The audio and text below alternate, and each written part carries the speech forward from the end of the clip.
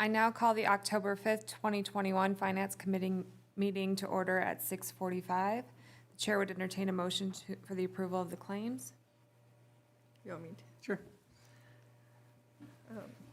I make a motion for the consideration of claims to be paid in the amount of $288,952.28. Manual check in the amount of $3,000. Payroll and liability for 9/24/21 in the amount of $481,918.51 for a total of $773,870.79. Second.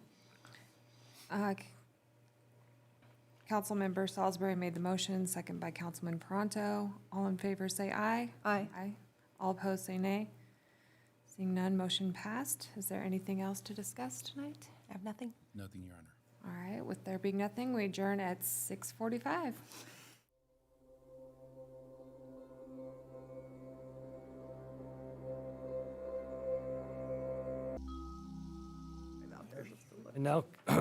I now call the October 5th, 2021 regular meeting of the Riverton City Council to order at 7 o'clock.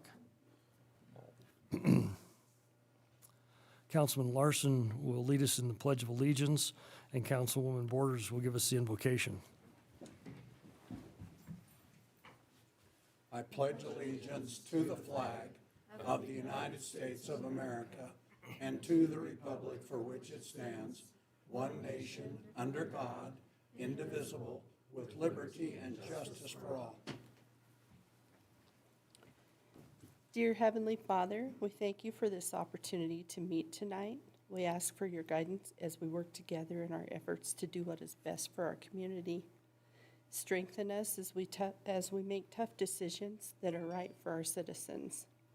We ask that you watch over our police and first responders who protect us every day. Thank you for the many blessings that you have bestowed upon us. In Jesus' name we pray. Amen. Amen. Thank you, you guys. Would the city clerk please conduct roll call? Yes, Your Honor. Councilman Dean Pronto. Here. Councilwoman Lindsay Cox. Here. Councilwoman Carla Borders. Here. Councilman Kyle Larson. Here. Councilwoman Christy Salisbury. Here. Mayor Richard Gard. Here. The chair would entertain a motion to excuse Councilman Bailey from tonight's meeting. Second. Dean? Yes, sir. Councilmember Peranto has the motion and Councilmember Larson has the second. Any further discussion? I don't know where he got to go. Anybody know? Chicago. To Chicago? I hope he's armed. You what? Deep dish pizza. I saw that. Looks good. All in favor, say aye. Aye. Any opposed, say nay. Motion passes. I declare a quorum is present. The chair would entertain a motion to approve the agenda as presented. So moved. Second. Councilwoman Borders has the motion. Councilwoman Cox has the second. Council discussion. Seeing none, all in favor say aye. Aye. Aye. Any opposed, say nay. Communication from the floor, citizens' comments. Anyone in the audience wishing to address the council regarding an item that is already scheduled for a public hearing can be given the opportunity to speak during that public hearing. Anyone wishing to address the council on any other item may speak now. I would ask those individuals who wish to address the council at this time to approach the podium and identify yourself for the record.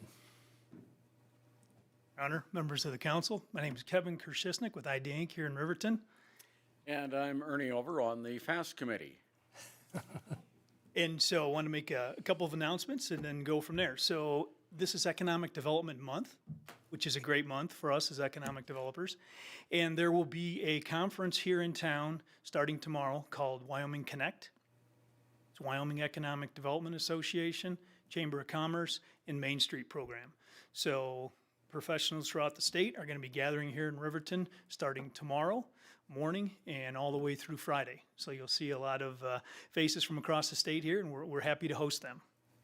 And then on behalf of FAST, economic development is critical to our community as well as air service. And so, as you mentioned in your last meeting, we've hit the 10,000 employments, which is awesome. And like Kyle mentioned, we've been working on that for quite some time. And we know that the city council has been very supportive of our initiatives over the years, and we appreciate that. And so we have a small token of our appreciation for the council that we'd like to pass out, these hats with the new logo, the airport logo, Central Wyoming Regional Airport. Thank you very much.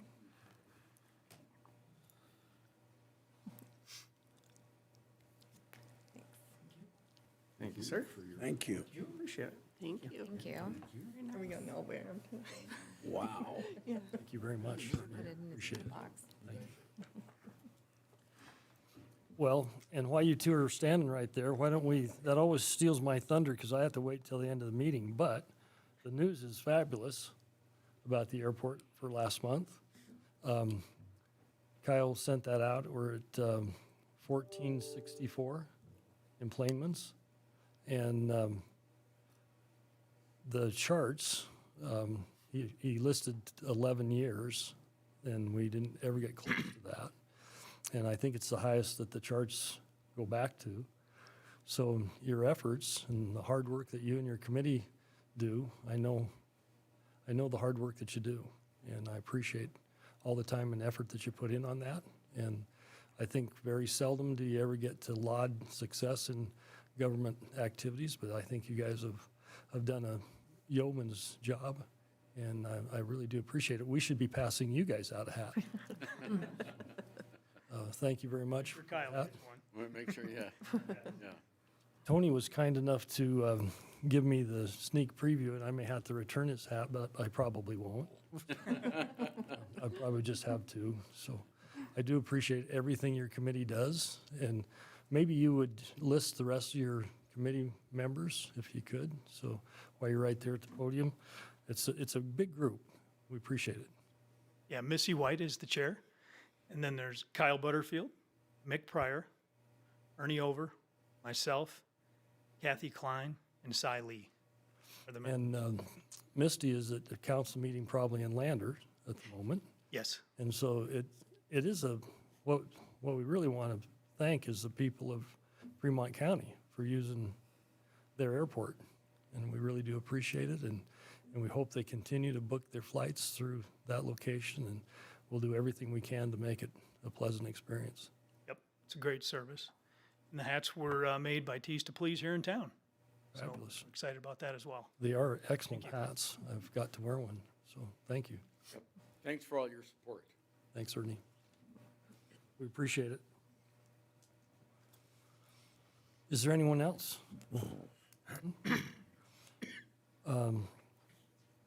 So we'll move on then to item 8, the consent agenda item. Would the city clerk please read the consent agenda items by title only?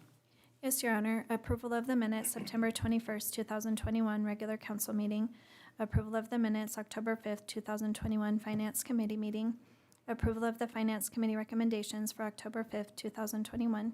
And approval of the replat for Ed Steele Tract, Lot 1, Block 1, Forest Park First Edition, and Lot 1, Block 13, Woodridge Estates, petitioned by Edgar and Christine Steele. Thank you.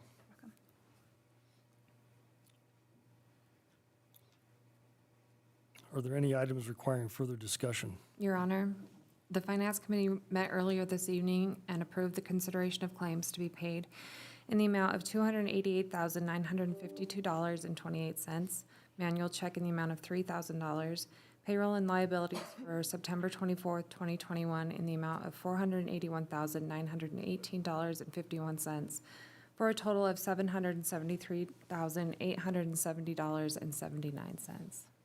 Thank you. The chair would entertain a motion to approve the consent agenda items as presented. So moved. Second. Councilwoman Borders has a motion. Councilman Larson has a second. Council discussion. I'll abstain from any claims for Wyonet. Okay. I don't have any objections to the plat approval. I've looked at that plat approval on the consent agenda item. It's kind of a hybrid problem that we have there. We're combining two lots together, and we're going to leave the utilities in between the two lots. Am I correct with that, Mike? Correct. And so typically, we would have those lots, those utilities would be abandoned through those lots. One of the other things that subdivision change, one lot is in one subdivision and the other lot is in another subdivision. So they were created at two different times, but I don't see any problems with that, just so that everybody knows that those utilities are in the ground, and that'll be surely on the plat when it's signed. And do you have that plat tonight? So we'll make sure of that, but I'm sure you've already made sure of that, haven't you, Mike? Correct, it is noted. Okay, thank you. That's the only discussion that I have. Anybody else have any thoughts? Kyle? I'm just wondering, looking at that with the utilities running down the center, I have a hard time understanding why you would not abandon the utilities. But, you know, it's not my property, and I'm not smart enough to figure out what they would do, but, you know, why? Most of the utilities at that area are on the front, and very few run down the middle, and most of it that runs down the middle are not power lines, but are internet, etc. So, anyway, I'm just, you know, I look at it as a waste. It's a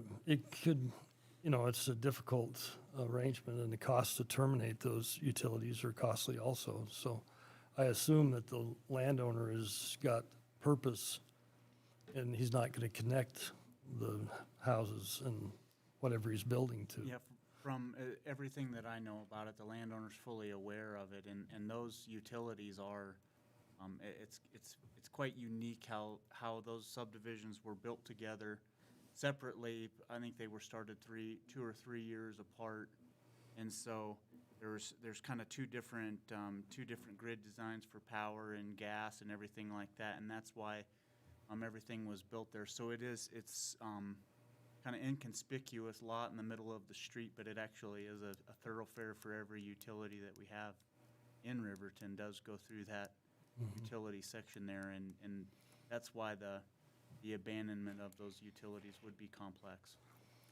And it doesn't worry me about the current owner. It's the next owner that decides that they want to connect the house and the garage and doesn't consult with anybody is going to be surprised. Right. Sure, absolutely, yeah. Yeah. So I do agree with Councilman Larson. It's not a typical replat, but I don't have any problems with it. So if no one else does, we'll leave it where it's at. Is that all right with you, Kyle? Yeah. Okay. So we're at that point. All in favor, say aye. Aye. Any opposed, say nay. Motion passes. Public hearing and consideration of ordinance number 21-010 on first reading, amended water meter ordinance. Public Works Director's report, please. Thank you, Your Honor. Before you tonight for your discussion is an ordinance that really deals with how new applicants to the water system are processed as far as how meters are supplied and also compensated. As you know, water meters and the remote reading devices which broadcast the data are critical to the city's water utility. They properly record the consumption of water, track demands, and provide data sufficient to invoice customers. The municipal code actually requires that we have them as well, as noted in your packet, and that it's unlawful for anybody to tap onto our system without having a water meter. Currently, applicants desiring to connect to the city's water utility are provided a meter and the necessary appurtenances, which means the remote reading device, loops, checks valves, etc. And just for simplicity, as I move forward, whenever I mention meter, I'll also by default include appurtenances. That will save me from having to say appurtenances each time. Thank you. So moving forward, anyone who wants to tap onto our system, they're provided a meter by the city. However, the process by which this happens diverges based on whether it's a residential connection or a commercial connection. And we determine a residential connection as being 1 inch or less. A commercial connection is greater than 1 inch. For the residential connection, the cost for the meters are absorbed by the city and the utility fund. In the case of the commercial connections, and again, so that's 1 inch or greater, the cost for the meter is added to the building fee. So the city purchases the meter and provides it, but is reimbursed by the applicant. The way this happens is Christy Peterson, who's a wonderful employee, works with the applicant and then the collection and distribution department. When the applicant says, hey, I'm building a large facility that needs this type of service connection, this size of service and meter, Christy then contacts collection and distribution. They research the fee and then provide that to Christy, who then puts it towards the applicant as part of the fees for their building permit. In both cases, whether residential or commercial, the city really serves as a de facto warehouse for meters, whether they're the standard 3/4 inch or 1 inch meter or the oversized meters. In the case of the commercial connections, the city serves almost like a clearinghouse for the meters, meaning we're the intermediary between the meter supplier and the building applicant. This can present operational and budgetary challenges to the city of Riverton because we're forced to anticipate growth demands and building applications year over year. And we never really know when a large building is going to be built or how many residential connections are going to be made. As mentioned, the oversized meter is really the challenge because they're costly to purchase and really costly to store. When we store the meters, it's not like the metal components go bad, but the remote broadcasters are battery driven. And so you purchase a meter and it could stay on the shelf for several years and the life of that battery just degrades over time. So an applicant could be receiving a remote reading device and a meter from the city as brand new, but only getting half the life out of the battery associated therewith. We also have issues and have had issues in the past where low lead requirements have changed for meters, and we had a situation where we had a large inventory of meters that no longer met the low lead requirement. So that's another reason why we really don't want to be the warehouse for the meters, or that there are challenges, not that we don't want to. The proposed ordinance for you tonight makes the practice of dealing with residential and commercial applications more consistent with each other, meaning what it's proposing is we'll treat both the same. It also ensures that we're more consistent with code in how we administer building permit requests and connection requests to the water utility. It also simplifies the process by which meters are purchased and installed in that it makes the applicant work directly with the material supplier rather than with the city. And in the case of the commercial, that would be the city as an intermediary, or in the case of residential, the city just being the supplier. Furthermore, it stabilizes the water meter line item and collection and distribution cost center in that we're not having to predict when meters are going to be required, especially the oversized ones, and how to budget for those.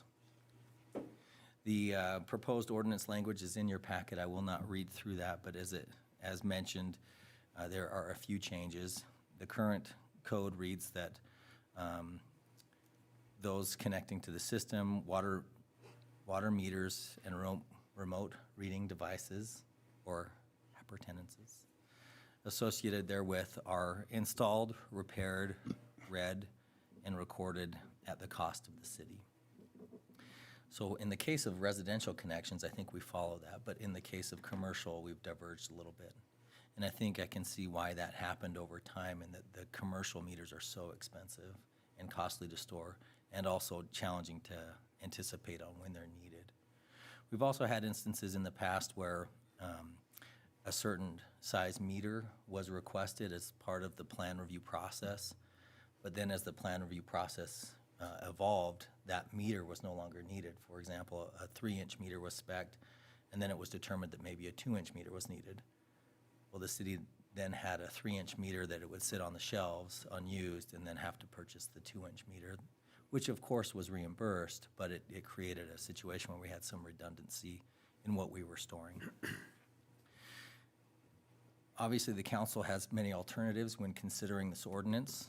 The first that I've listed as recorded in your packet is that you could amend Riverton Municipal Code to match the current process or practice of charging the cost of commercial connections to the applicant, but absorbing the cost of residential connections. Since the practice diverges between the two, I believe the code should reflect that. That way, we're not saying something in code and practicing something that's different. Another option is to direct staff to mirror the practice of commercial applicants and residential applicants. Doing so would more accurately, reflect the code, in that we would absorb the cost of the commercial connections. However, if this is your direction, we should probably look at how to absorb and offset the costs associated with the oversized meters and connections. As referenced in your packet, a 2-inch meter alone is about $1,300, close to $14, and then the appurtenances is another close to $700. You want to say that again? I tried to avoid it as much as possible. I apologize. And I was able to get an updated cost from our collection and distribution department just tonight before the meeting. And a cost for an 1.5-inch meter is about $2,000, similar to the 2-inch. A 3-inch is close to $5,800, and a 4-inch is about the same.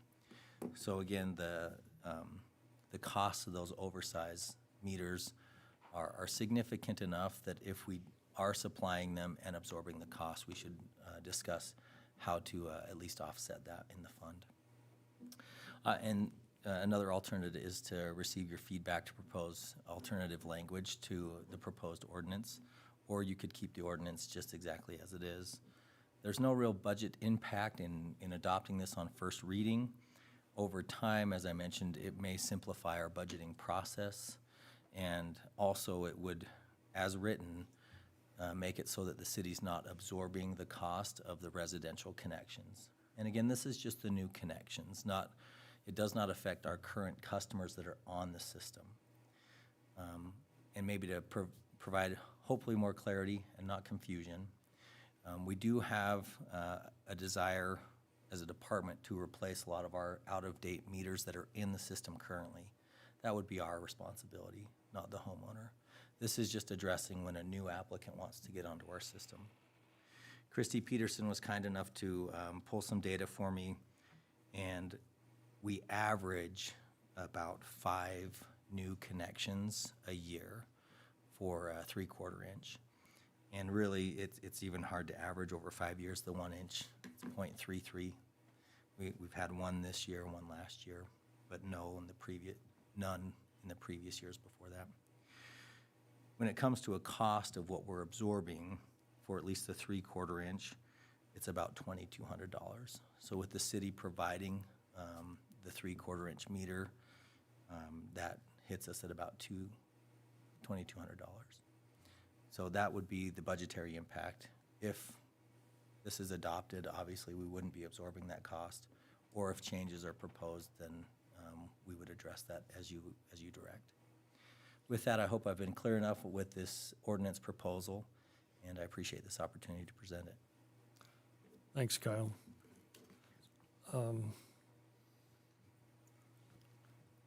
Why don't we go ahead and, would the city clerk please read the ordinance number 21-010 by title only?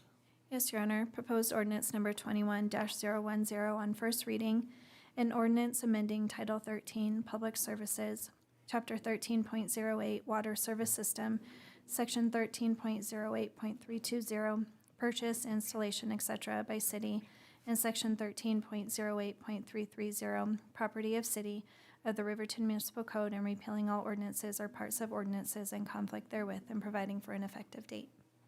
Thank you. So everybody's in place and understands where we're at. We're just at opening a public hearing. So we have discussion points past that, but we're going to, with that information that we've put out there so far, this next request is from the chair is to receive we'll entertain a motion to open a public hearing. So moved. Second. Councilman Peranto has the motion. Councilwoman Cox has the second. All in favor, say aye. Aye. Any opposed, say nay. Motion passed.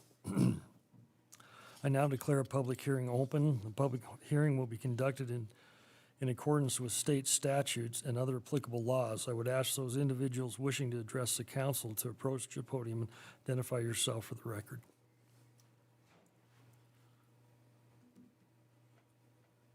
Seeing none, I move that we close public hearing. Second. Okay. Motion by Councilman Larson. The second. Christie, was that you? Councilwoman Salisbury. All in favor, say aye. Aye. Any opposed, say nay. Motion passed. The chair would entertain a motion to adopt ordinance number 21-010 on first reading. So moved. Second. Councilman Larson has the motion and Councilwoman Borders has the second. Discussion. Kyle? I see that it says property owner and shall meet specifications of the city, and that a licensed plumber or specifically permitted contractor. Can you explain that to me, Your Honor? I can. I even know how that works.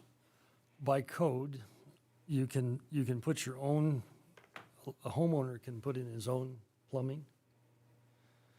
So at this position, the tap and the meter loop would need to be put in by a licensed plumber or somebody, and there are a few people in the community that are licensed through the city to be able to do water meters locations. So that would be Jerry Bornhoff. I just had Jerry put in a meter well up on a piece of property, and his guys were qualified through the city to install that meter loop.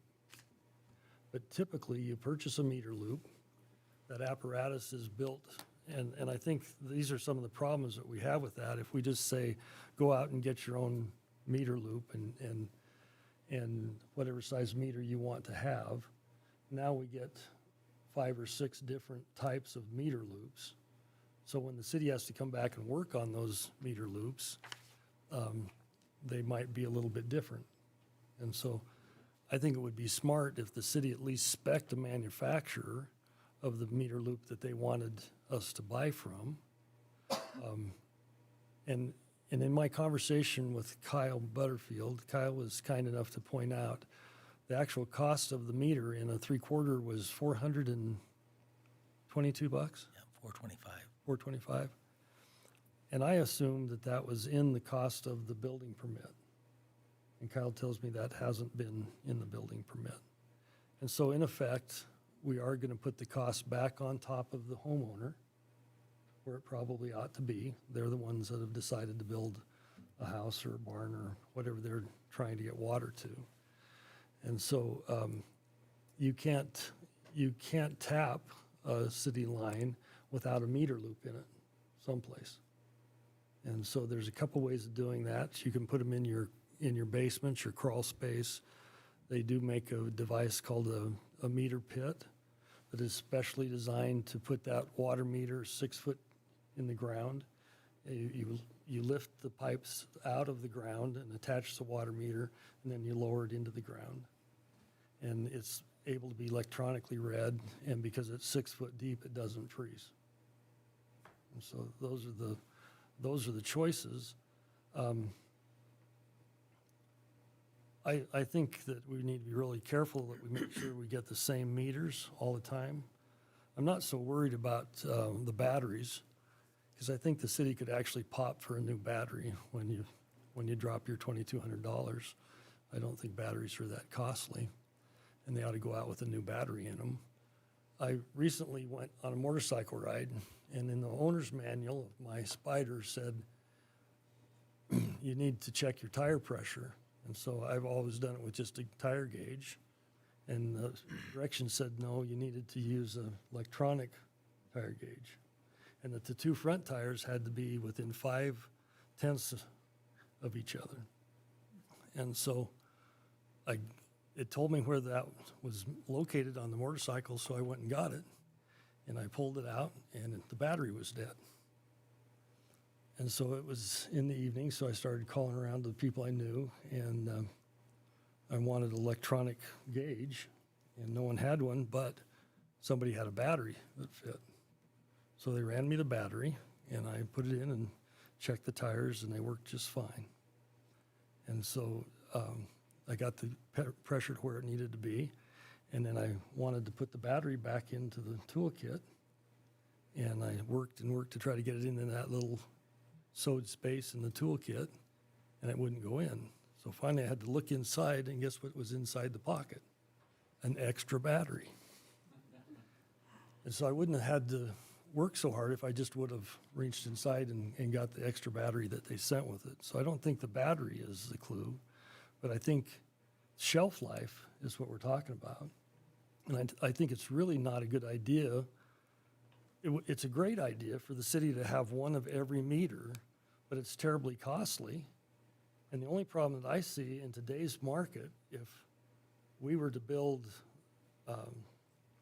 Sportsman's Warehouse and we weren't able to come up with a meter because of supply and demand, which we all know is a problem, and here we have a building that's ready to go into use and we still don't have a meter.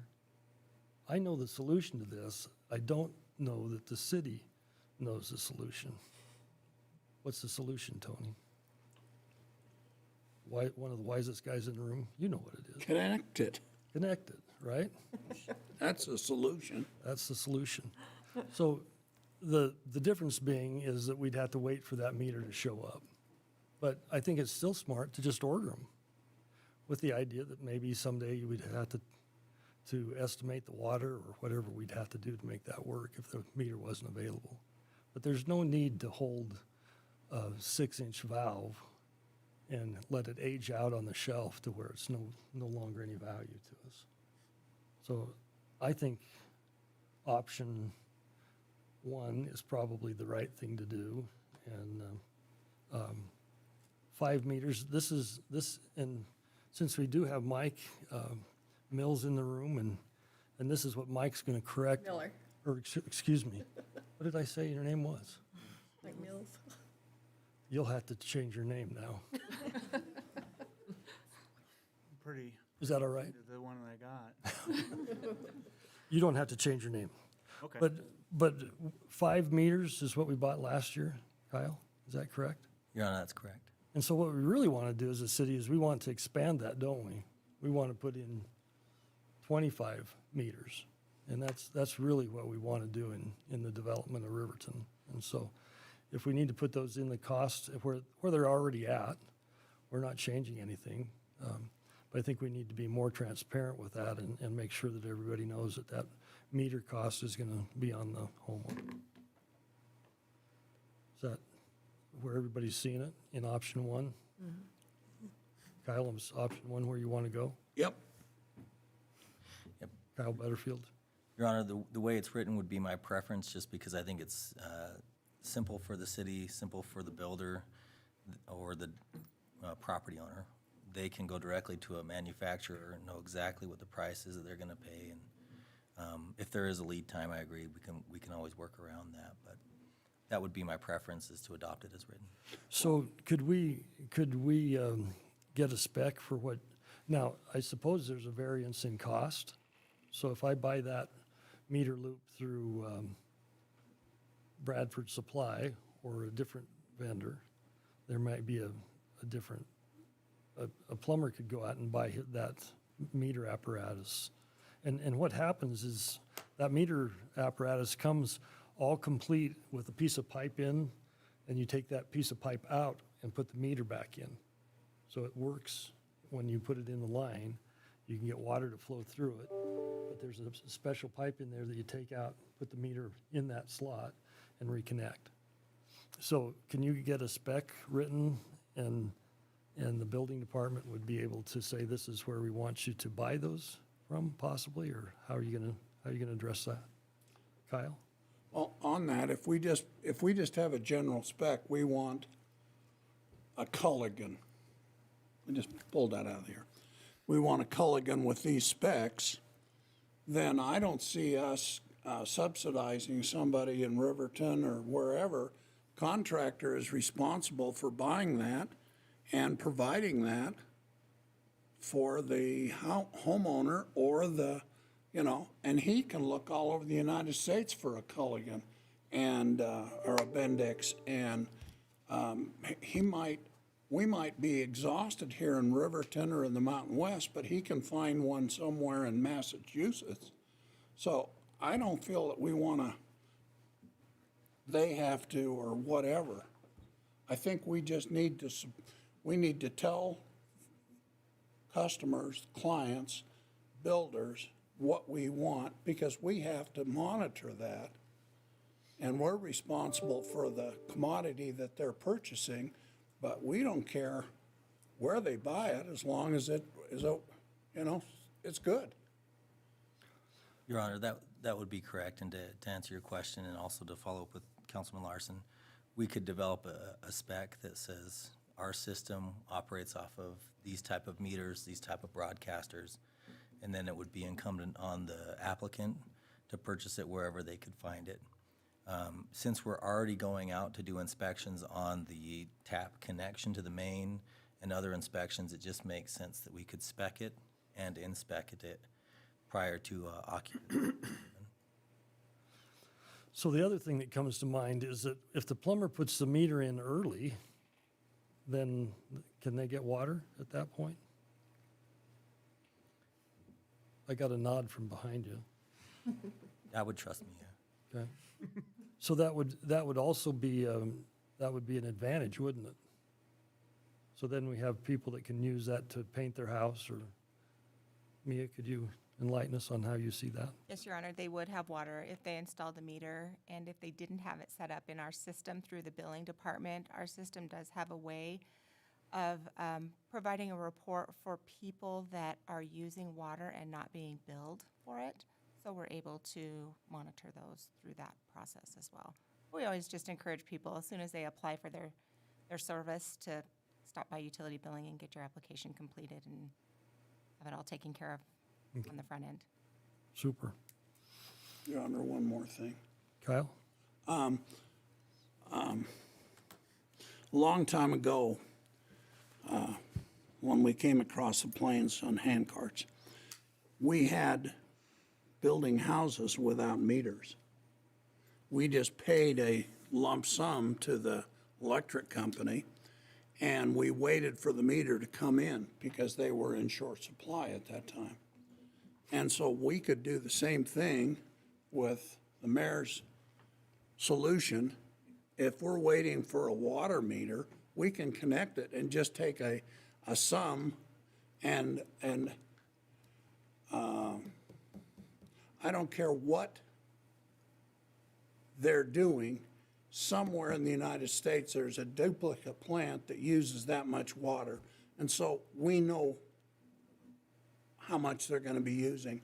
And we can charge them up front for that future use. And then when the meter comes, we install it instead of saying, no, you can't operate till we get our meter. Yep. I mean, makes no sense. Well, it comes out of the the billing system, and so it's difficult to do that. But I think we have, first of all, I only bring that up because I think it's a solution, but I don't think it's going to happen very often. Oh, no. When we're already discussing that we put in a meter that's over those typical sizes, one out of that per year. We might wait for that larger meter, though. And so we meter fire apparatus water, which is always a very large meter. We meter water to the domestic use for the bathroom use in those commercial buildings. So there could come a time that we don't have those meters. And so we would need to be Johnny on the spot to get those meters in place and ready to go. And then we don't have to hold the shelf life on them, right? But I just didn't want to have no control over the meter that we're using. So if I buy one out of Taiwan, because it's cheap and it was gonna work, but your batteries don't work, then I've got the same problem again, right? Your Honor, that's correct. Our meters all work together like a network, and they broadcast. And so we want to make sure they're broadcasting the same data so we can receive it and then work with utility billing. So is there any further discussion? Quick question. Kyle, you took repaired out. How often do meters get repaired? Is it a failure point that we deal with? Your Honor, Councilman, the reason why I took it out is because it's already addressed in another section of code. Basically, if the meter is damaged due to negligence or the poor behavior of the property owner, then it's on them to repair it. But if the meter fails because it's just due to age or a failure just with the meter itself, then that's on the city. And we do currently replace meters in the collection distribution fund because we have some meters that are well over their life expectancy. So the only reason I took that out is because it's covered in another section of code. Oh, thank you. And I think Mia, in her report, she could tell us there's a number of meters that don't read per month, correct? Your Honor, that's correct. It's generally because the MXU or the transmitter, the battery that we've discussed has died. And so the meters just won't read it all. In those instances, we estimate the user's use based on their same usage in the previous year. But yeah, we are constantly replacing batteries in our system. And I personally have had a meter replaced in the house I was on Monroe and the one on Wellington. And must have been one of those shady meters that had an old battery in it. Your Honor, our department does track those on a monthly basis to the number of unread meters that we pull each month. And I see that. I appreciate the work that you do there. She can tell you pretty quick how many meters aren't reporting, and then we have to go out and manually do that. Am I correct about that? Yeah. Okay, so. Your Honor, just one question. So will you be servicing the private meters that these people are buying too? For future, like you do the current ones? Your Honor, Councilwoman, yes, once they're on the system, then it would be our obligation, I think, to ensure, it would be our obligation to ensure that those meters stay operable. The only time that the property owner or the business owner is responsible is if they damage it due to neglect or tampering. Christie brings up a good point. What if a homeowner says, I bought that meter and I'm taking it with me? Your Honor, the way the code currently reads that it is the property of the cities. So they couldn't remove it. It's similar to how the applicant is required to tap the main and run the copper under the street.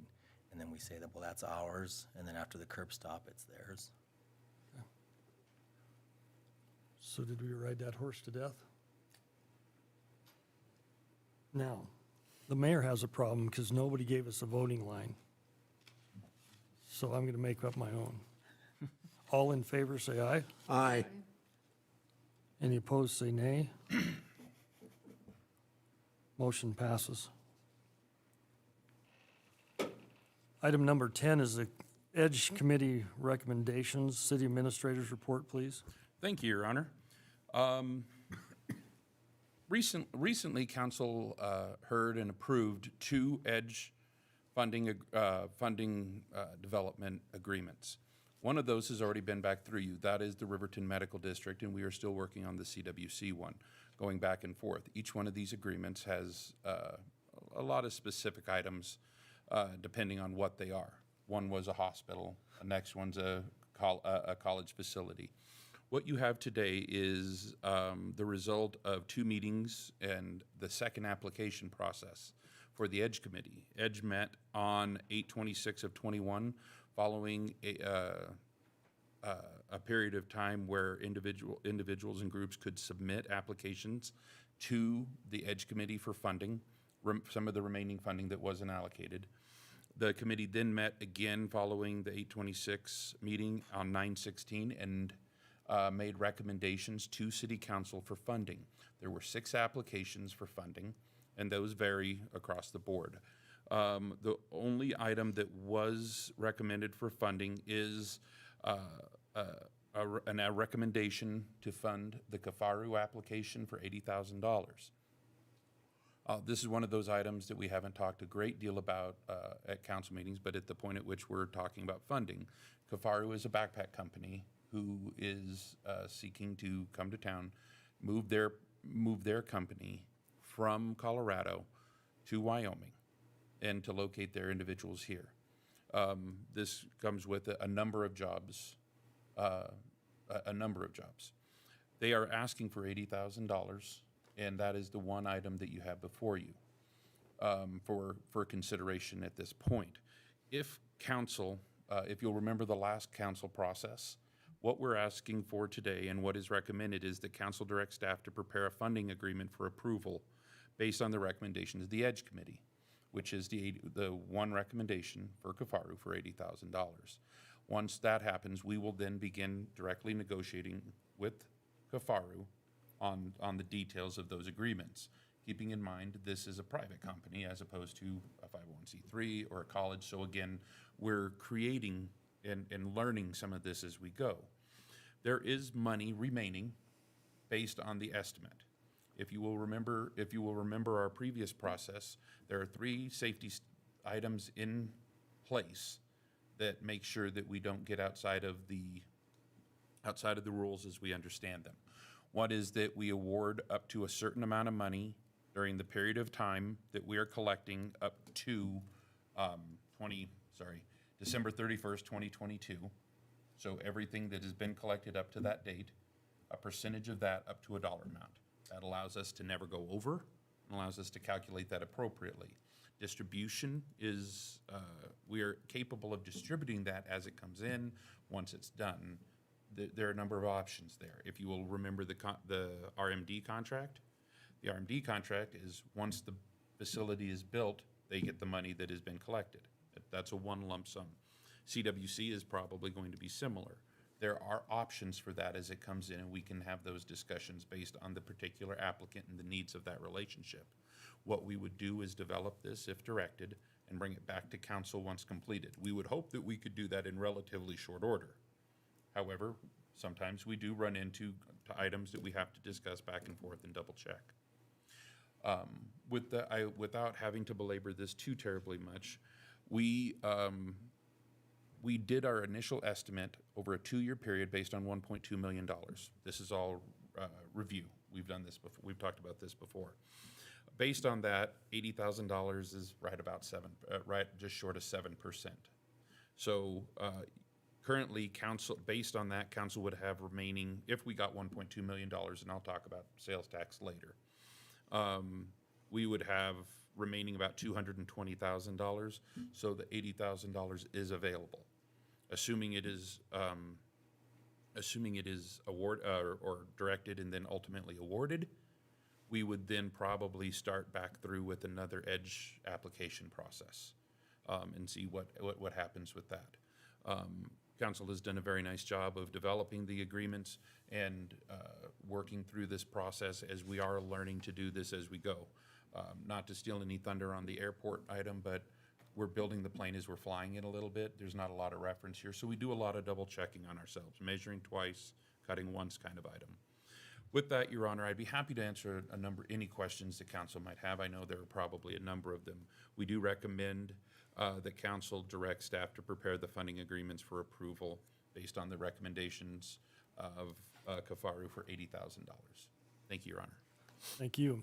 The chair would entertain a motion to approve the Edge Committee's recommendation to Kafaru in the amount of $80,000. So moved. Second. Councilman Larson has a motion. Councilwoman Cox has a second. Any further discussion? Your Honor, I just want to appreciate the name of the project that they put in. Does anybody know what that is? Maybe we should have Kyle repeat it 2 or 3 times. The name of the project. Your Honor, the name of the project, as they presented it, is Divorcing of Colorado and Courtship of Wyoming. I will say that it was one of the more, these aren't usually entertaining. Yeah. Parts of this very much so were. It works, doesn't it? And so, for further information, I sit on the Edge Committee as liaison, and so you have some of the information that I have. We're trying to not have a savings account.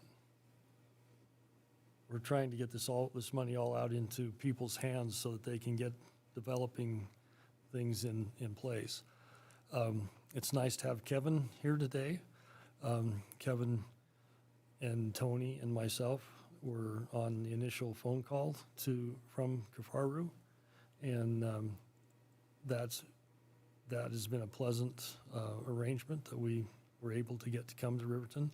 It appears that they have bought the Big R building here in Riverton on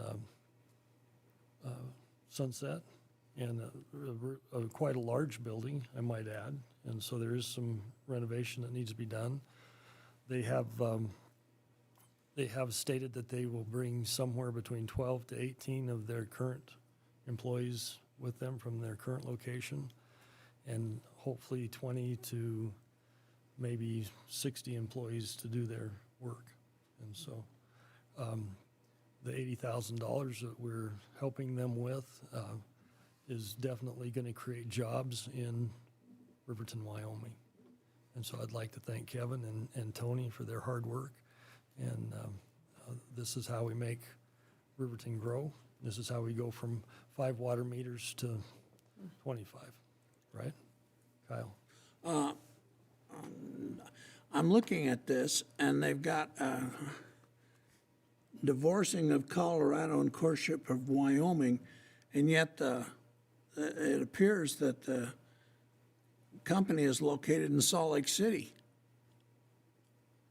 I don't understand. What's the holding? You going to read all the fine writing? Well, I mean, That's their incorporation. That's where they're incorporated. You can incorporate almost anywhere. yeah. And we do that because the incorporation laws are, Most smart people do it out of Delaware, though. well, now, All we cares are coming here, so it should say Courtship of Riverton, Wyoming. Anyway, never mind. we do appreciate their efforts and what we can do to help them, we want to do. And so I think this is a good step forward.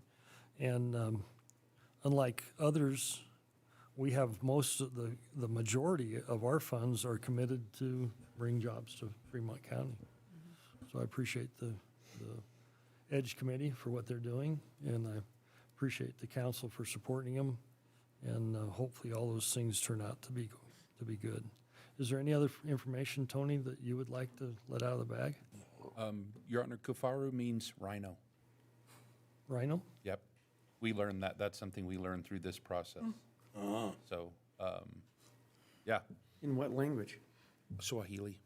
Swahili. That's what I was told. I don't want to tell you that I'll take your that word I for it. fact-checked that. One horn or two? Totally straight. I don't know. And Your Honor, the part of the discussion with this project is that what they talked about it openly and about what their intentions are. Part of their backpacks and part of which their main focus is backpacks, is developing not only the showroom, but also the fitting room, and then also the production into the single facility. So that one-stop, it's very unique in that or I found it to be very unique, not to talk it up, just that all of this can be located and then worked on and then do fittings, specifically fitting these packs to individuals. That's interesting. That's customization. That's, of a product. And I think that part's pretty neat. Why does that matter? Well, they have a really, really good following from what we can tell. And that means there are people that will travel to go to do the buy and the fitting and get it done right. And so that has some ancillary benefits. So I think that it was an interesting process to learn about their company and watch that presentation initially. We would expect that while they're not here, we don't want to fly them, have to have them come out here all the time. It would be expected that, they'd probably have representatives here during the final consideration of the agreement. So you would be able to ask questions at that time as well. And if you have any questions of an EDGE applicant, any time during the process, by all means, let us know so we can get them answered. That helps us a lot. Thank you, Your Honor. Thank you. So, all in favor, say aye. Aye. Aye.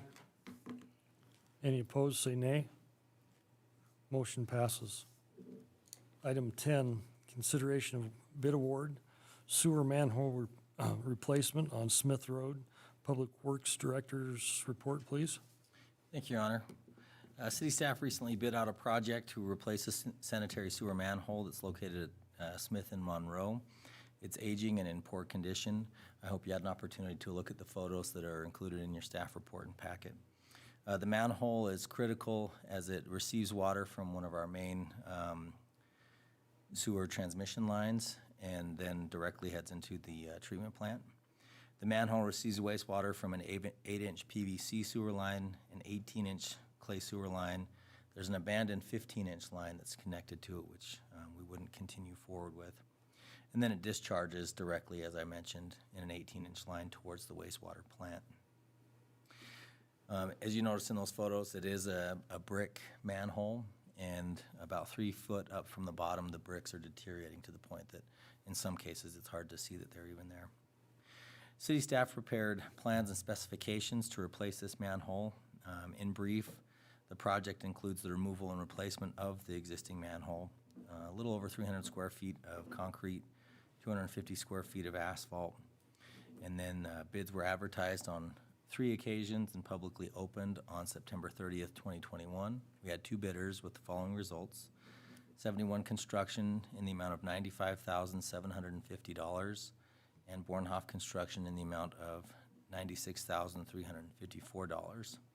Staff has reviewed each of the submittals and has confirmed that they are responsive to the specifications we had for the bid. As you noticed, our budget for this project was only $50,000, and so both bids come in a little over $45,000 to $46,000 over our current budget. Staff established this budget based on estimate that we received last year. We actually tried to address this manhole last year. We had some monies in manhole replacement, and we received a quote from a contractor for about $48,000. We didn't have budgeted funds last year, set our budget at 50, and then put this out as a project. When we look at the line items for the bid, I included that in your packet. What you'll notice is one of the larger items associated with this project is the sewer bypass. Since this is one of the main manholes that feeds the wastewater plant, it's not like you can turn it off and then turn it back on. So there has to be a bypass system to handle that water as it's coming in and then taken into another manhole. One of our bidders put a cost of $47,000 alone just for that bypass. The other bidder put in $19,500, so there's a little bit of variability there. And then the other cost that really varied between the bids in the line items that you notice is the installation of the manhole itself. One bidder had it at just under $7,000. Another bidder had it about 19,500. The cost for the manhole itself is pretty similar. The cost for paving, the cost for concrete is about the same as well. So really what we're looking at is the cost to divert the wastewater and the cost to install it as some of our significant costs here. The council really has two options in this case, and it is to award the bid to 71 Construction as they are the apparent low bidder. As detailed, in order to make our obligation, in order for us to meet our obligation, we would have to draw on our unbudgeted cash in the wastewater fund in the amount of $45,750. The other option that you have is to reject both bids and then go back to the drawing board, whether that's at a later time this fiscal year or at a subsequent fiscal year. That could be determined at another time. Either way, it is likely that we would need to budget higher funds for this project just because of the cost of the sewer bypass. It may be the season that we received higher bids. It may be that our one bidder who looked at it last year had more time to look at it this year and realized that the cost would be much more significant on the entity. So with that, I leave the discussion to you and outline those two options regarding this bid. Kyle? I hate to say this, Your Honor. This smells like Hill Street. If you look at the picture that you've so well taken, you can see where that brick has been repaired. On the last picture, 5 or 6 courses down. My question is why can't we just reconcrete that whole scenario?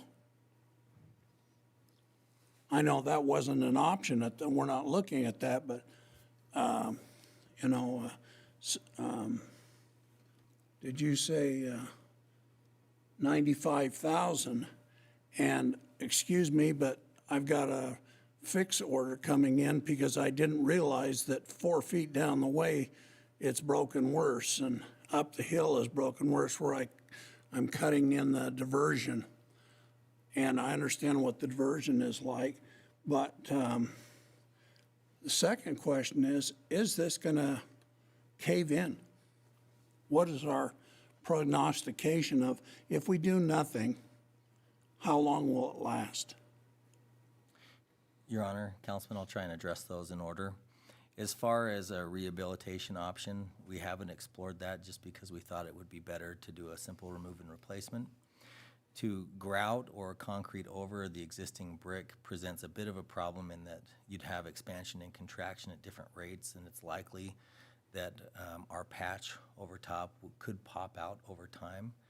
That being said, we could do some research. I am aware of a product that you basically inject into the soil around the outside of the manhole to help stabilize it. I'd need to do some more research to see if it was viable, but that's an option we could take, is see if there is a product or a practice to rehabilitate what's there existing. To answer your second question, I don't have a good time frame on when I anticipate this manhole failing, but I would say it's safe to say that at some point it will fail. When that does happen, there is a threat to the surface because we'd have a sinkhole potentially, or at least some settling. And then we'd also have an interruption of that wastewater that's transmitted to the wastewater plant. In that particular area that's highly gravelous and sand, it would wash out. It would be a most beautiful gully that would develop. But One way to put it. $95,000 turns into $250,000. That's my main concern is, do we have enough engineering on that to really know what we're dealing with? Because our own engineer said 45,000 and they looked at it and said 96. What do they see that I don't see?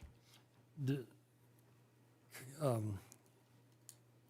anyone else have any I questions? just have one question. What's the difference from the two on the bypass, sewer bypass? Why is one like $27,000 more than the other one. Our Councilwoman, that's not something I could answer. It's the bidder's prerogative to put forth their best But price. what are they, I mean, what does that entail to have the bypass system that, I mean, is Sure. the one that's bidding lower missing out and gonna say, oh, now we need more for this because we didn't realize? Your Honor, we would hold each bidder to the price Oh. they submitted. And Councilwoman, what that entails is basically running pump and pipe. So you would catch that wastewater, pipe it, run it above ground, and then move it back into an entry point into a manhole at a different location. So it's work that would likely be done by a subcontractor, or the contractor could do it if they could get their hands on the necessary equipment. Lindsay? Your Honor, so what is the time frame as to when you would start this project? Is it something that we'd put off till next year to start, with it being winter around the corner, or when would you start it if we approved it tonight? Your Honor, we'd give the notice of award and notice to proceed right away. This isn't work that would be inhibited by the weather per se. The surface work could be, in that we might hold off on patching the asphalt until we had proper temps if this went into a winter season. But placing the manhole and putting in place could happen at any time of the year. It's likely there would be some lead time, because once the notice of award happens, the contractor would get with their supplier, and then their supplier would have to build the manhole. And so there'd be a lead time in that. So it's likely this would happen in several months, even if it was awarded tonight. Okay. Dean? I'm good. That's a lot of money for a manhole. Who knew that a manhole cost so much? Well, this is a precasted replacement, correct? Correct. So it would take a while, probably more than 2 months, to have that precast poured and correctly built. So a precasted unit comes in one piece, no seams, no bricks anymore. My question, is the base all right in this manhole? Is the base in place? Your Honor, the base, I don't have a good analysis on what's there currently, but the new proposal would be a new base. All new base? Didn't we make these here in Riverton? We did.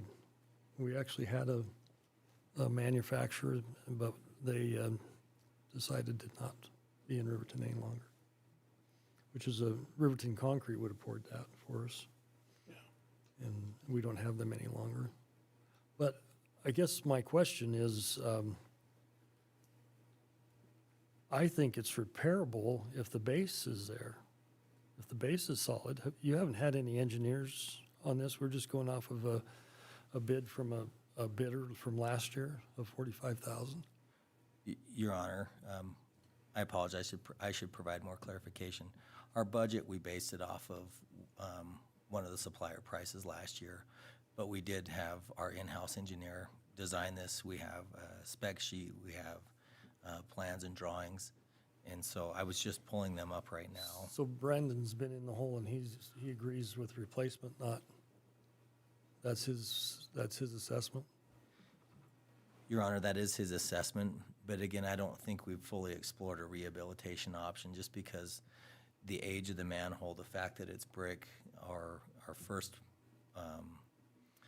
preference would be to remove and replace.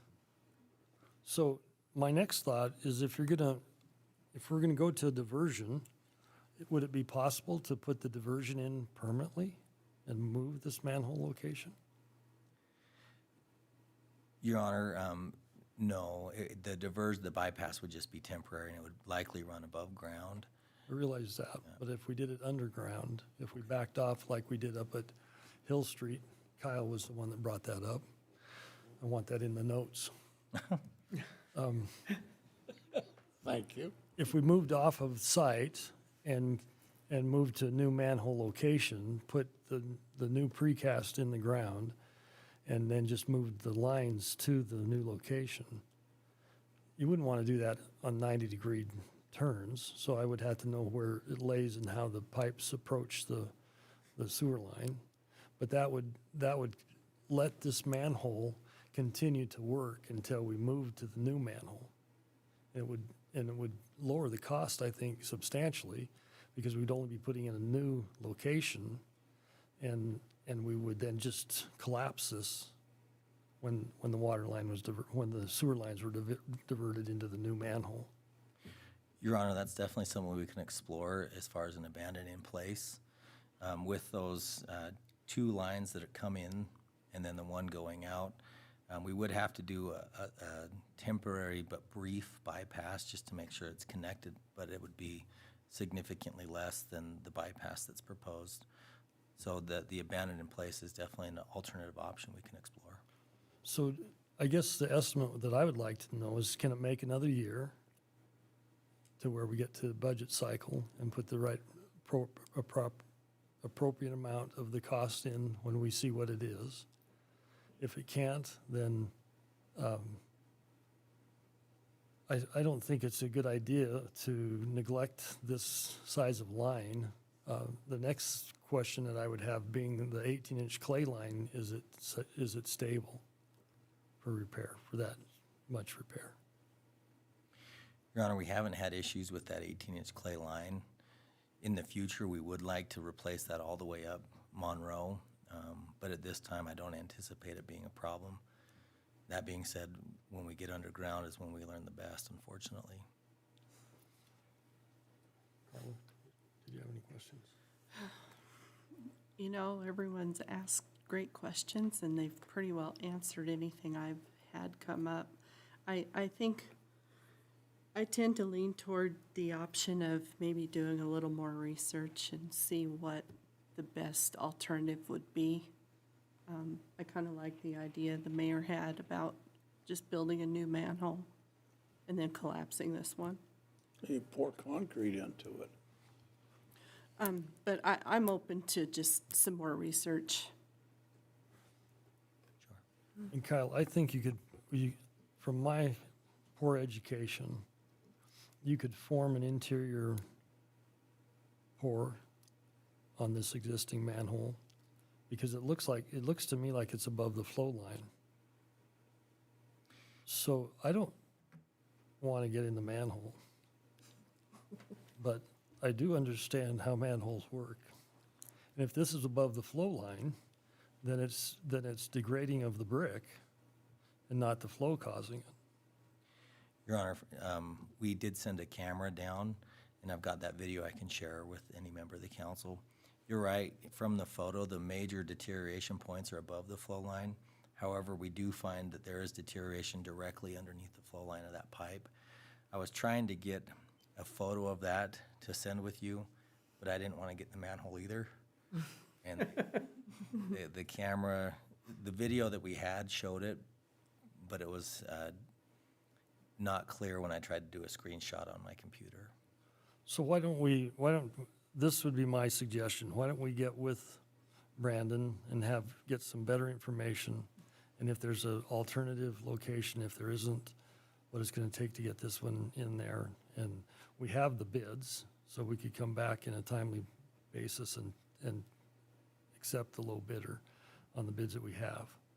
But if we do find a solution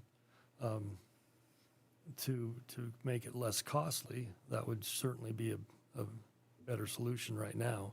And then the other thing, to not crash the budget, if it can make to the next budget cycle, then we can put it in the budget and not have to move it.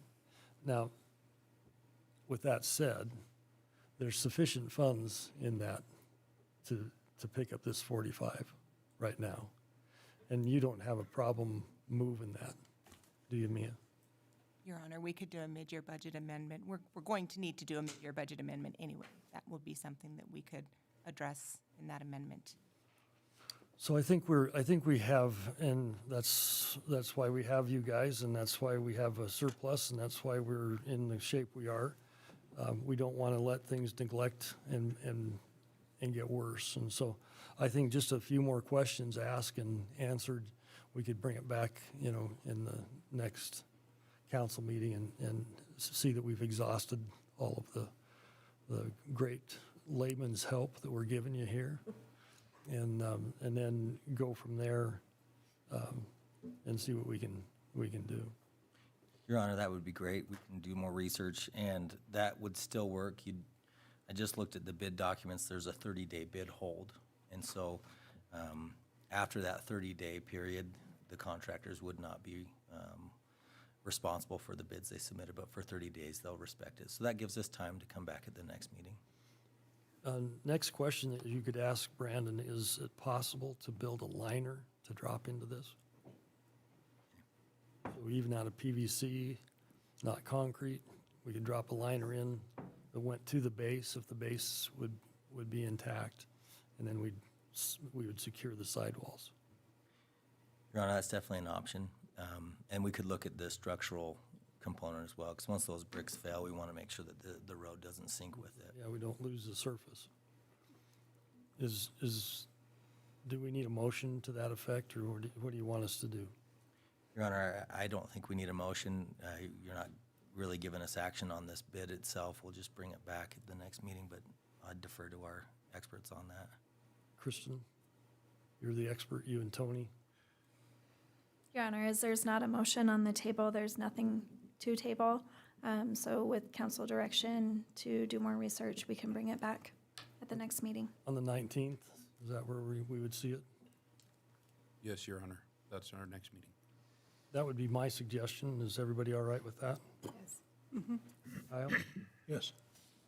Okay, let's do that. That's where Salt Lake, we could just put a fiberglass liner in that.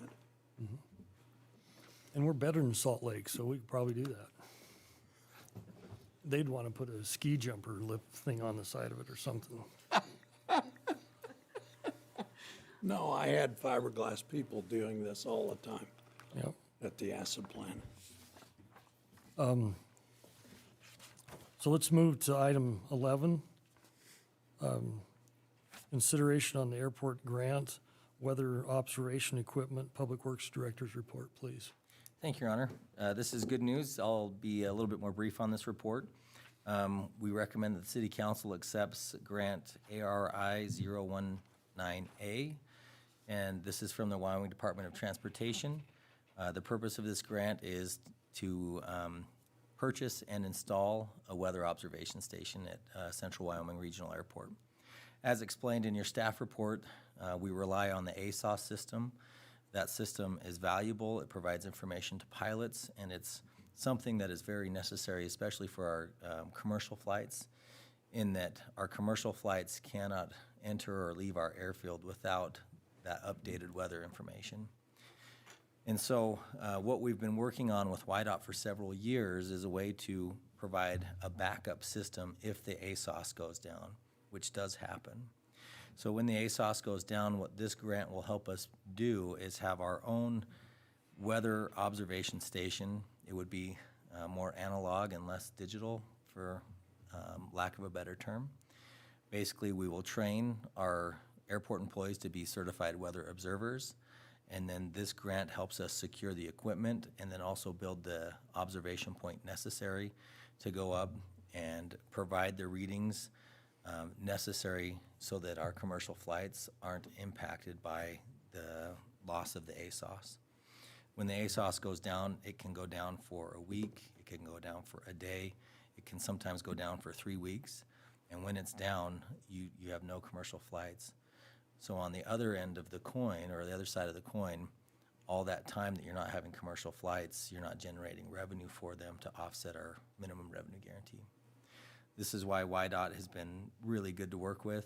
And in fact, we weren't planning on this grant coming this year, but through our capital planning process, YDOT staff went to the Aeronautics Commission. The Aeronautics Commission had some funds that they had not allocated yet, and they said, let's give this to Riverton so they can get this backup weather observation system going.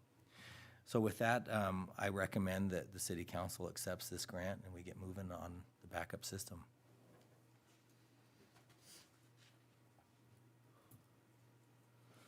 The chair would entertain a motion to, I was just about to do about to put a manhole in. Consideration of airport grant. The chair would entertain a motion to accept the grant of the ARI 1A, is that correct? From the WYODOT in the amount of $45,000 to construct a weather observation station at the Central Wyoming Regional Airport. So moved. Second. We have a motion from Councilman Paranto and a second from Councilwoman Cox. Further discussion.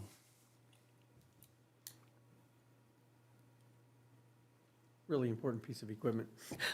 It's great to have a backup. Does this go in its own building?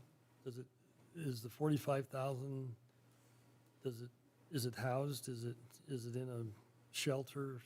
It doesn't sit outside?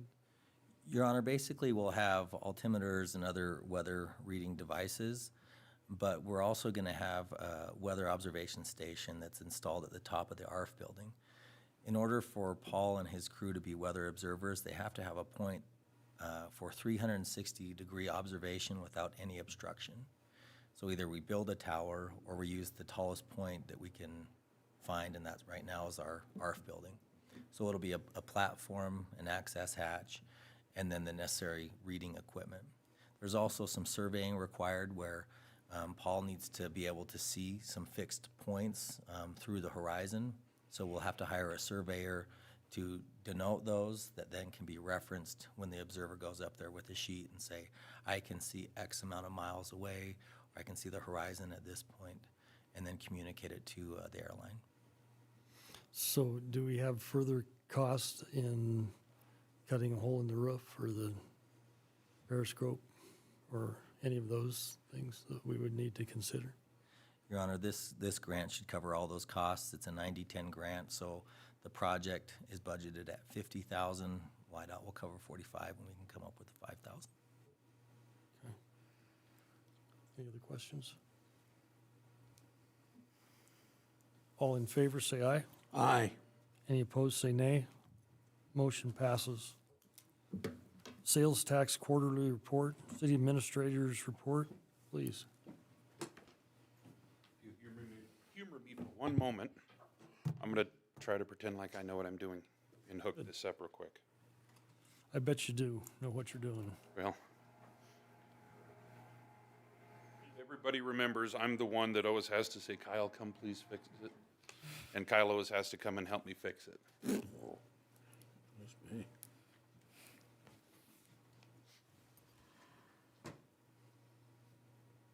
We usually get to see Kyle's cute kids, so. Yeah, that's.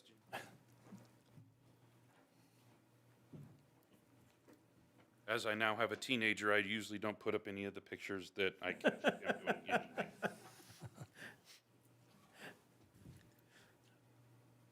There we go. Let's see if we can make this work. If I do this first, oh man, I bet I can't do that again.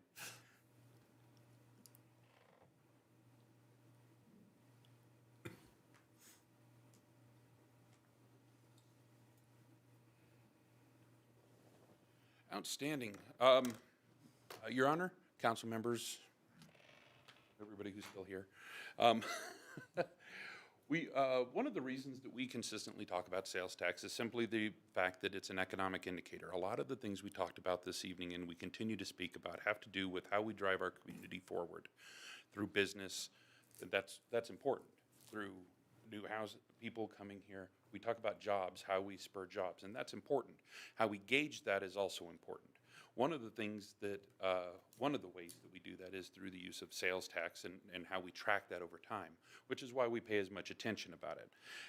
With the passage of the half cent, we have not only regular sales and use tax, but we also then have 1%, which goes through the Force Committee. Then you have half cent, and half cent's divided out over 3 different groups. One, it's 70% to economic development, 20% to the airport, and then 10% to ground transportation. Now we're starting to get some real tracking going on and multiple things that we have to budget for. With that, we wanted to make sure that we're giving you a little bit of an update. I really wanted to put this in your packet because then you could chew on it because it is a lot of information. But we always get our sales tax right at the beginning of the month. So I said, well, maybe it'll come in Monday or Tuesday. Watch, it will come in tomorrow so that you watch your weekly report for updates. A little frustrating, but we'll go on with it. So with that, I'll just get into it real quick. We just have a few slides, and I can talk about how we calculate these items if you want. So starting out with our sales tax, I need one of those laser pointers. Starting out with just sales and use tax. Sales tax, the way that we read these, the main ones, and then we have some new ones that I'll talk about, is that all the average percent of total trend on the far left is the average percentage, I believe it's either 5 or 7 of the previous years, of what is collected in that month. So if we look at July, actually, I'm going to move differently. Look at September, it's 9.1%. That's 9.1% on, is that one? Yeah. 9.1% is on average collected in that particular month. To the right of that is 26.1. We should have collected 26.1% at that point in that month. Do keep in mind, anything that you see in September was actually collected in July. So we have a 2-month lag. That does make it challenging, but we work with it. You talk about your previous year-to-dates and what was collected in those months. Then fiscal year 2022 column, that is actually what we have collected. That is the dollar amount, that's percentage collected, is that compared to budget, which is the $1.95 million. And then, of course, we have the actual variance. So the difference between what we've collected and what we budgeted, and then the far column is a running total of what we have. So when you see those, that's generally how we read them. So with sales tax, it's up $117,573. Great, wonderful, 3 months. That's really great to hear. Use tax, well, use tax is down a little bit. This type of behavior isn't terribly odd. When one is up, a lot of the time the other is down. It's very common.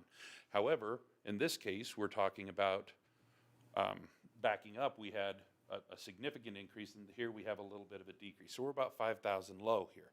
So you're running, what, about 112 in sales and use. That's not bad. So it's not odd for us to see one of those being a little bit down if the other one's way up. That behavior does happen. So if we go to the 1 cent, we do the exact same thing. So 1% sales tax, currently right about 90,000. And I put the wrong one in. So I can actually fix that at the end. Economic development, ½ cent. So keeping in mind with these, they look a little different.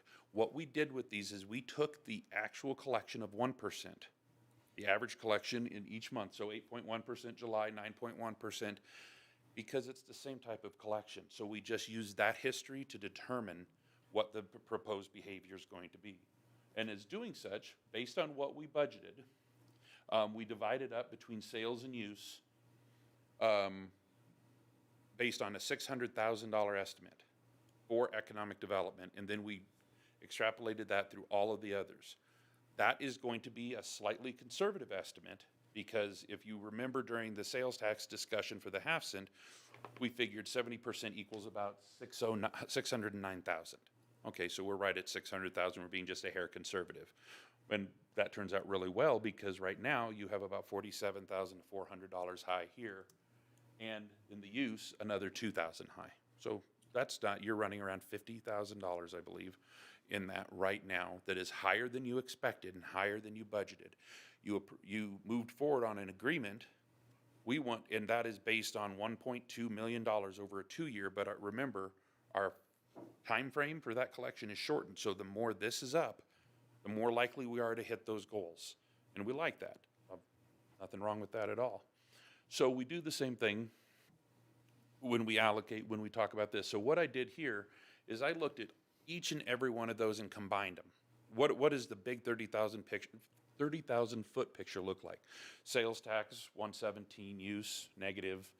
1% use was down 6. That was the one where I doubled up those slides. I didn't mean to. So, okay, but you're still at around 83,000 in 1%.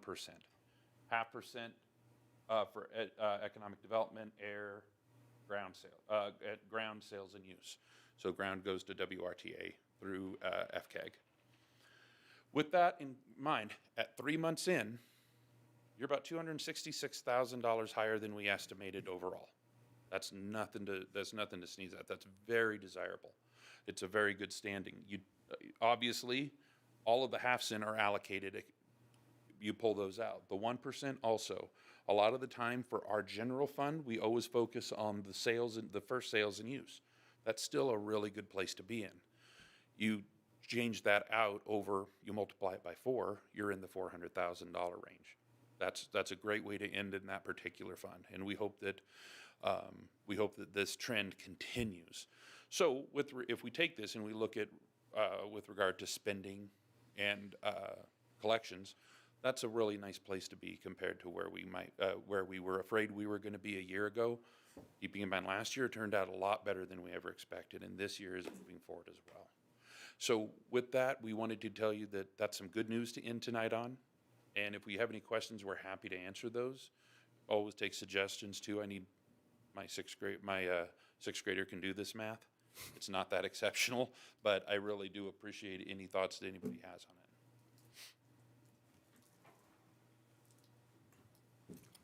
I was going to comment up until you said 6th grade math, and then it scared me, so I may just stay out of the conversation.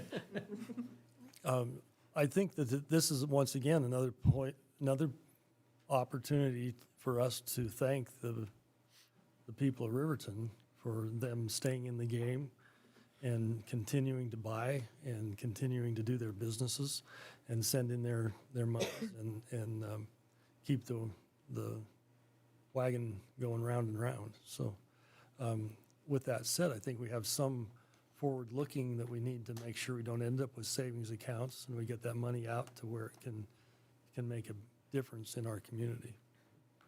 Thanks, Tony. Thank you. Good job. I have to publicly apologize. My wife said that I embarrassed Tony on the radio Monday, and I said, no, I didn't. But just in case anybody thought I did insult him, I apologize. He does his job extremely well. And all he did was skip his place in line on how we were going forward. So I think you do a great job with the figures, and I appreciate your efforts. Thank you, sir. And now I'm off the hook with my wife, too. That's the best place to be. Part, yeah. We're down to council committee reports. Dean, are you ready to go? I haven't had any meetings since the last time we met. The rec board was kind of rescheduled from last night to next Monday. Super. But I will say, kind of a quick comment to Kyle. Wyoming was the first state of the United States to have limited liability corporations. Started back in 1977, and it's kind of an interesting story. But so Delaware, incorporate in Wyoming. That's what I did. Me too. So, anything else to add besides wording? Yes, sir. In the last, just real briefly, in the last month, I've had occasion to fly out 3 times from Riverton, and that is so nice. You just spend 10 minutes driving up there, unless the law enforcement's around, then it's like 15, but it's a pretty quick trip up to the airport and a quick trip back, and it sure is pleasant. So, Kyle, great job on that, and FAST committee, that's just fantastic, and really appreciating it's just a quick flight, and it's great. It's been on time, and haven't seen really the time slip much from what they started doing in the beginning, and I think their on-time schedule is looking really good, and a lot of the feedback we get is really positive as well. Thank you. Lindsay? I haven't attended any meetings since our last meeting either. We haven't set a time for a pause yet since the big bash, so. Okay. Carla? I'm going to echo everyone else. I haven't had any meetings in the last couple weeks. I do want to take a minute, of course, to mention GoRiverton.com. All sorts of good information on there. There's really good things going on in the community. And I encourage everybody to look on there and partake in some of the events that are happening. Kyle? I watch Facebook, and thumbing through Facebook, I see a lot of Central Airport advertisements. and they are good. And if I'm seeing them, other people are seeing them. And it's very convenient to fly out of Riverton. Hopefully we can get different directions and improve, et cetera. But beating 10,000 at the first of the month is really, I feel, a welcome saddle that's been lifted off our back, and now we can explore getting bigger. Thank you.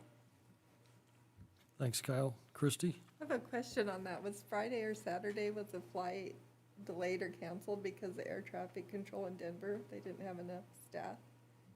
Your Honor, Councilman, we did have an issue on the midday turn where there was an air traffic controller staffing problem in Denver. By the time they had it resolved, our pilots ran out of their allowable time to fly the plane. And so we had the unfortunate incidents where it was about 22 people that were waiting to depart, had to see our plane leave because our pilots, by regulation, couldn't take them. I just happened to be next door to one of them and at work, and I'm like, well, it doesn't usually get canceled. I just was curious what happened, so. The chamber, I haven't had a meeting since our last meeting, but the Fall Festival went really well, I thought, for a lot of people downtown. Thanks, Tony, for helping me carry coolers for the bouncy houses that my niece was not in town for, that I got to supervise again.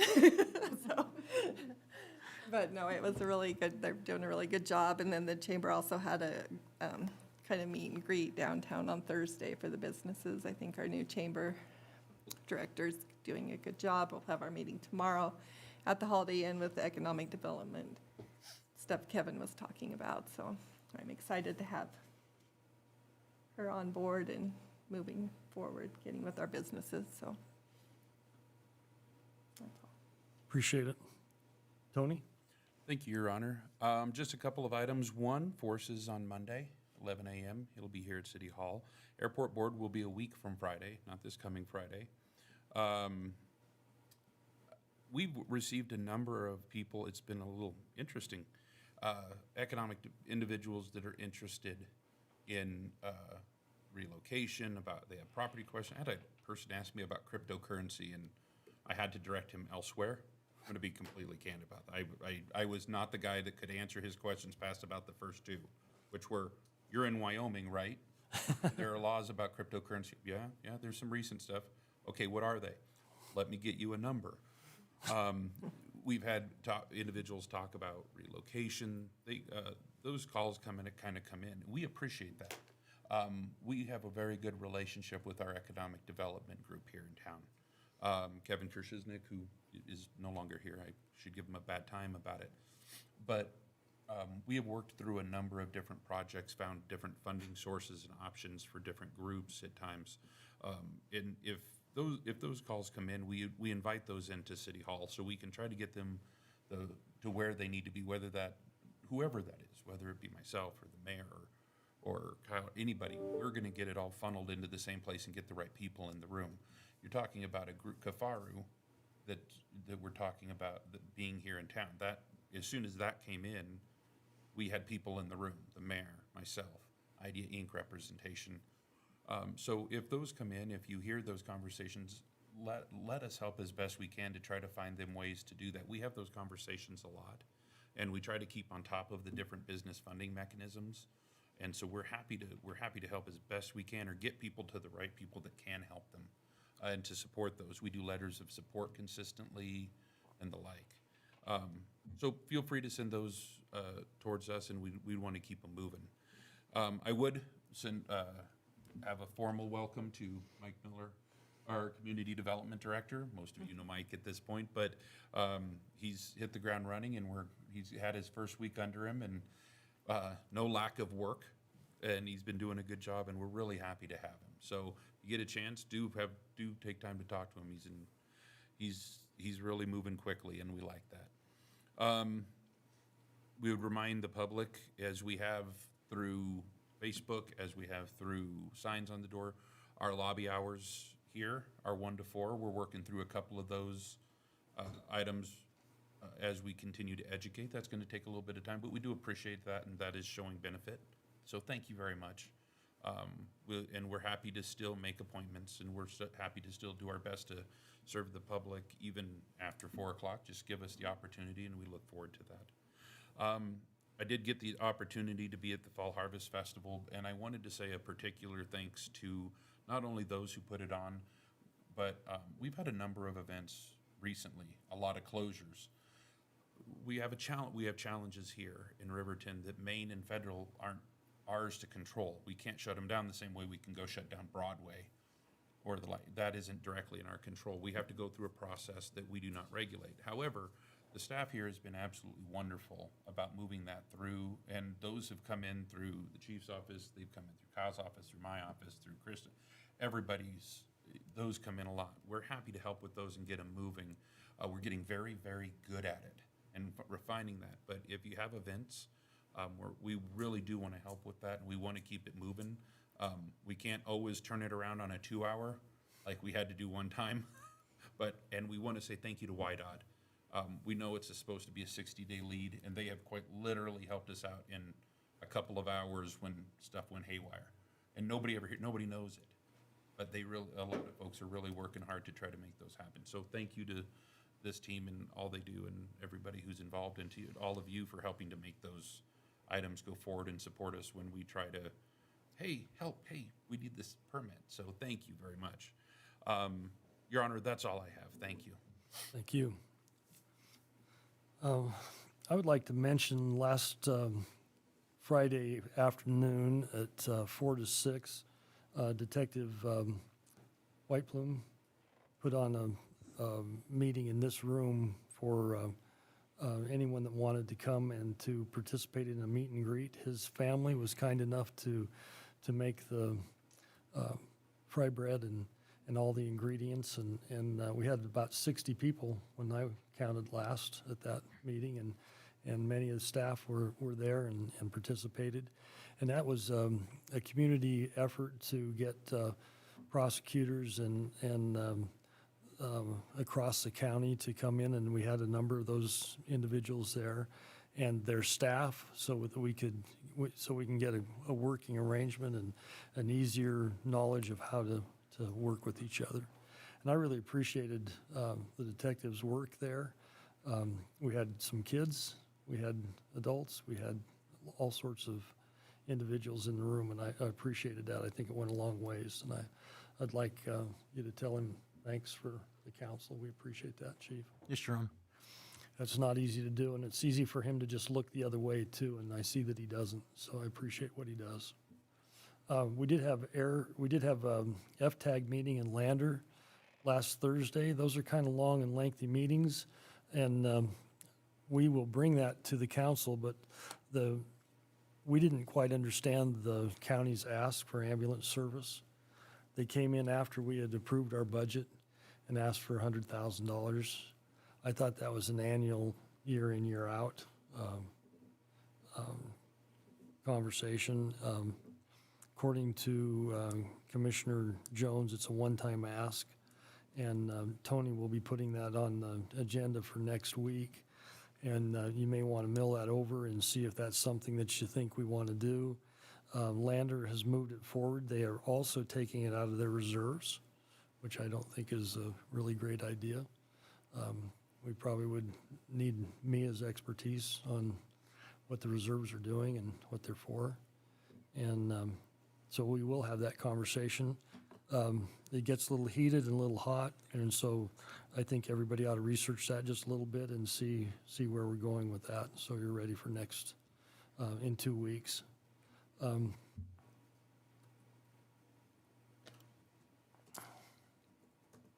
We also had and the mayor was wrong in his analysis of this, and so I want to point out that thank goodness there's good people around me that pulled back on the reins. The road at Smith's parking lot that leaves the property to the north has major pothole damage on it. And we had a letter from Mayor Wartness that suggested that we just go ahead and do whatever we want there and spend 1 cent funds with kind of an underlying connotation that we do that anyway. And I just want to make the point clear that easement is not owned by the city. And even though it's not well repaired, it's not in our ability to repair it or close it. And so we're working with the landowner and pointing out that he has a written agreement to take care of that problem, and that we'll have to look and determine what avenues we do have. Maybe the simplest thing that we can do is put up a sign that says enter at your own risk. And so it's private property, and with that said, we can't use public funds to fix it. So we understand that problem, and the mayor got reined in, and so we'll do something else and see if we can get a strongly worded letter to the Taliban. We did have a RETA meeting that Tony and I attended. Was Mike there? Don't think he was. And then, of course, the great news of the employments is on my list, and I think I got the number wrong. According to the number I have here, it's 1,469 passengers. Your Honor, your memory's pretty good. You were only off by 5. Yeah, appreciate that. And that is an amazing number. It really is. And when you see the charts that came with it, we're extremely fortunate. There's people that must be doing work out of Fremont County. And I'm excited about that. And that really is what we need to look at and make sure that they're welcome to come do business in Riverton. And then I need to apologize. I did miss 2 meetings last Friday because I just got to paying attention to my own needs and not what I'd committed to. I need to apologize to Riverton Little League Baseball. They have some needs they want to be considered, and Kyle was kind enough to meet with them, Kyle Butterfield, and dealt with their requests, and we need to make sure that they get what they need. And then I also had a meeting set up with 2 staff members and Tony to talk about water lines that I need, some information I needed, and I missed both those meetings, and so I apologize for that. I think that gets me all back on even footing. And if staff has anything to add? No, Your Honor. Anybody? Council? We're adjourning and Sorry, Your Honor. you almost, I apologize, I almost did. If it would please the council, I would request a executive session for land. tonight, Yeah, just quickly, please. okay? Oh, I got this new cheat sheet, huh, Kristen? Sure do. You thought you'd stump us. It's for real estate. Yes, sir. We will convene, if an executive session is needed, go down to real estate. Is that where I want to go? Yep. Real estate consideration of site selection or purchase of real estate in accordance with Wyoming Statute 16-4-405A VII. The chair would entertain a motion to go into executive session for that purpose. So moved. Second. So Carla, Councilwoman Borders has the motion. And Dean? Sure. Councilman Paranto has the second. And all in favor say aye. Aye. Any opposed, say nay. Motion passes. We stand adjourned into executive session, and you would like Tony and Kristen to accompany us.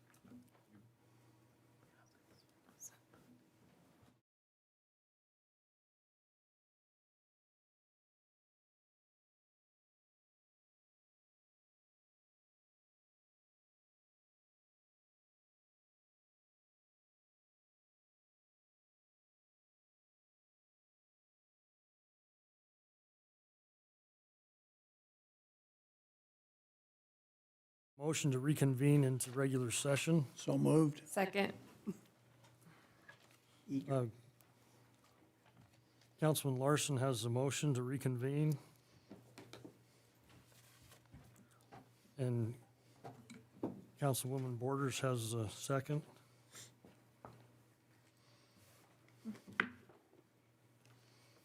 All in favor, say aye. Aye. Any opposed, say nay. It's me. Motion passes.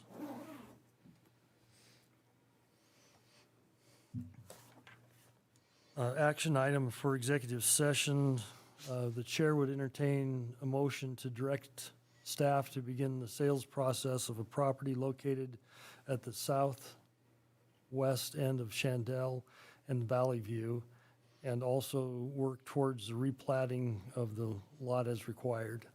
So moved. Second. We have a motion, or